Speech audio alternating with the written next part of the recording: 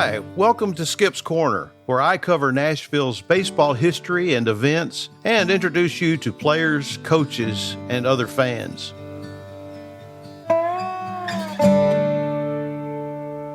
Well, here I am in the press box overlooking home plate at Sulphur Dell, speaking to you through the old microphone that propelled the voices of Larry Munson and Dick Shively over the radio, that picked up the sound of the bat meeting the ball, whether in real time or as an announcer's pencil tapped the mic, and broadcast the applause of the Nashville fans as their heroes slid into second base safely, slapped a home run over the right field fence, or as an opponent was thrown out at home from deep center field.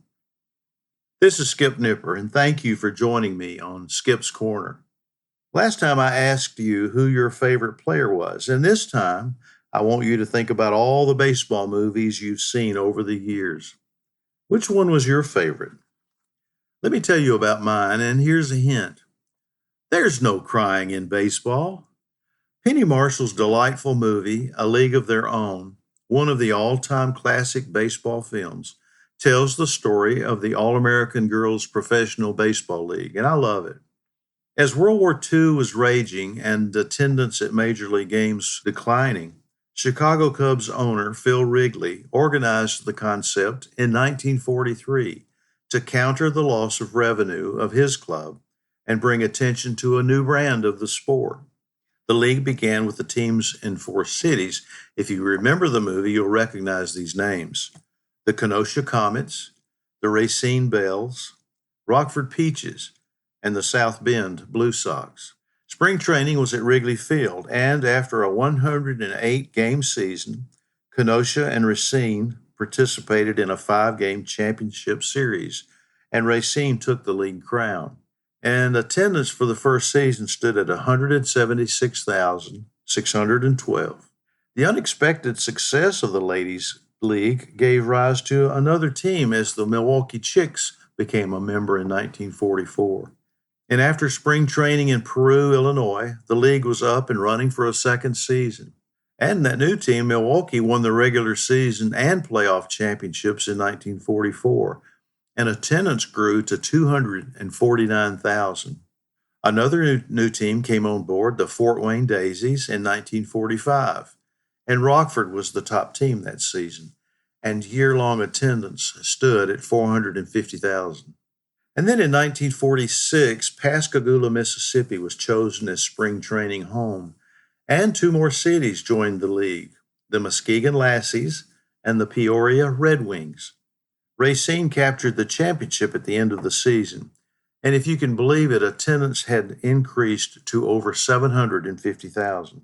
But that season in 1946, as the teams had broken camp from Pascagoula in May to head north to begin the season, exhibition games were scheduled in various cities just like the major league clubs. And one of those cities was Nashville, and Sulphur Dell was the venue. The Davidson County Parent-Teacher Association sponsored the contest. And on May 8th, 1946, the Racine Bells and Muskegon Lassies played before a crowd estimated to be between 1,500 and 1,800 spectators. Arriving from Memphis by team bus at 4 in the afternoon, the Bells quickly checked into the Noel Hotel before making their way to Sulphur Dell to play against the Lassies. The game began at 8:15, and the Bells won the game 8-7. Now, in reporting the game, the Nashville Tennessean made an error and reported the game as between softball teams. When the league was organized in 1943, league president Max Carey made it very clear on where the girls began and where softball ended when he said, "Femininity is the keynote of our league. No pants-wearing, tough-talking female softball player will play on any of our 4 teams." Now, let me tell you a little bit about some of the players. Some of them had a Nashville connection. Muskegon infielder Dorothy Monty Montgomery was from Chattanooga. In 1946, she was a teammate of catcher Dorothy Mickey Chapman, who had lost her first husband in overseas combat in 1944 while she was playing for Milwaukee. Gladys Terry Davis was the league's first batting champion in 1943 when she was a member of the Rockford Peaches, and she hit for a .332 average. Doris Sammy Sams was from Knoxville and was one of the league's stars. In 1941, she had played in the American Softball Association's Nationals in Detroit with her Tennessee team. A pitcher and an outfielder, she would become League Player of the Year in 1946 and 1949, and was an All-Star for 6 of her 8 years in the league. Racine's Joni Winter was one of the original players chosen to participate in the league in 1943.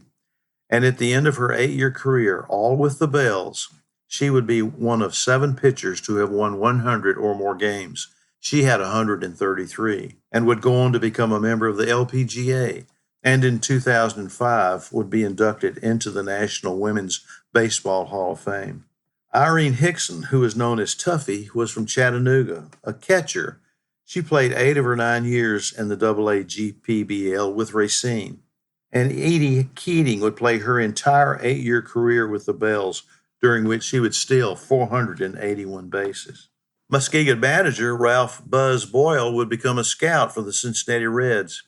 And he even has a Nashville connection because in 1955, he participated in spring training with the Nashville Vols.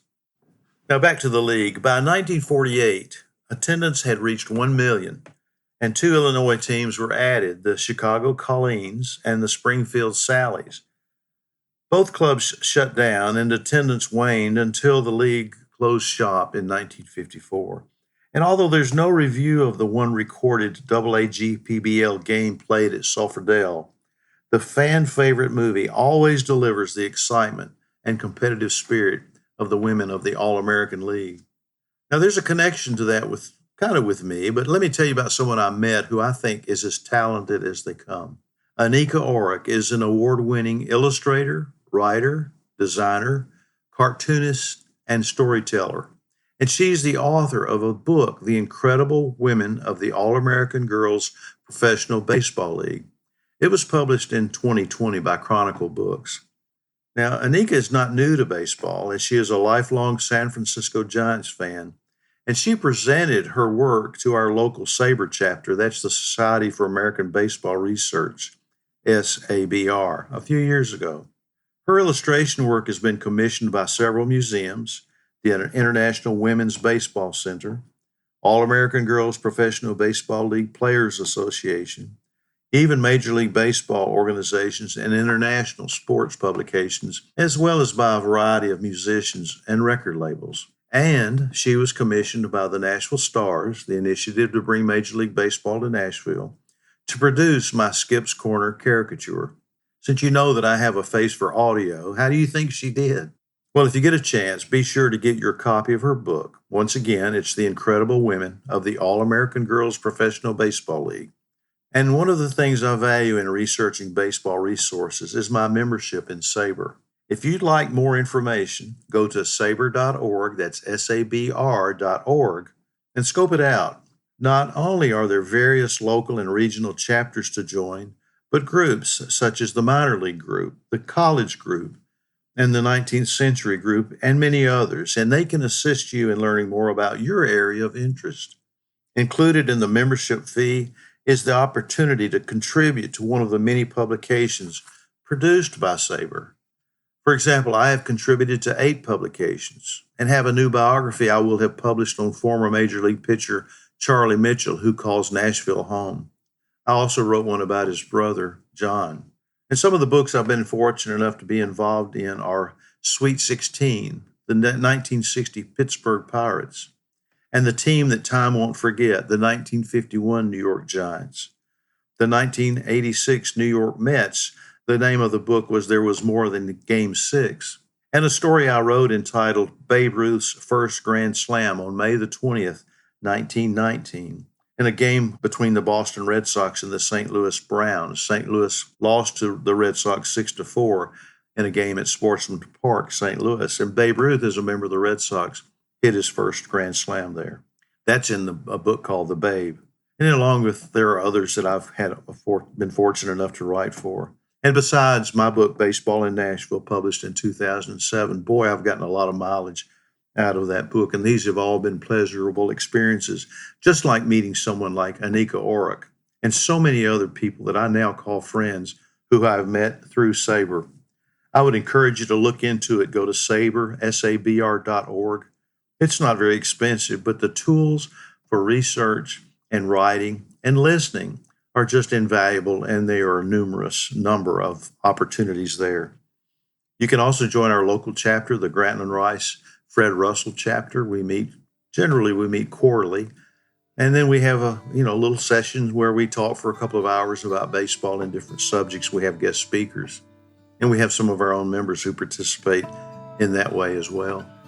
Well, that's it for today. I appreciate you joining as always. If you have more information that you'd like to know about, certainly write me at 262downright@gmail.com. Or you can always send me a note. I would appreciate a note of encouragement. I would appreciate your notes of something that you think I've gotten wrong. I also would appreciate you writing to me if you have a question about SABR, because I'd love to see you be a member.